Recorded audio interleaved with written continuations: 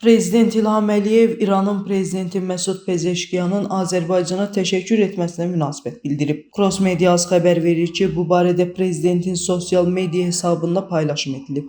İran İslam Respublikasının prezidenti, qardaşım prezident Məsud Pezeşkiyanın Azərbaycan xalqına və dövlətinə göstərilən dəstəyə görə təşəkkürünü ifadə etməsi xalqımız tərəfindən yüksək qiymətləndirilir.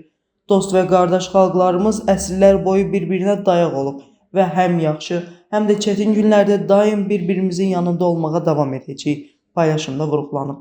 Məsud Pezeşkiyan aprelin 3-də X sosial media hesabında etdiyi paylaşımda Azərbaycan hökumətinin və xalqının İrana göstərdiyi rəğbət və dəstəyi yüksək qiymətləndirdiyini vurğulayıb. Xatırladaq ki, İran prezidenti aprelin 2-də Azərbaycan prezidenti İlham Əliyevə zəng edib. Məsud Pezeşkiyan Azərbaycanın İrana göstərdiyi humanitar yardıma görə dövlət başçısına minnətdarlığını bildirib. Prezident İlham Əliyev Azərbaycanın İrana göstərdiyi humanitar yardımın davam edəcəyini deyib. Yaxın zamanlarda növbəti humanitar yardımın göndəriləcəyini vurğulayıb.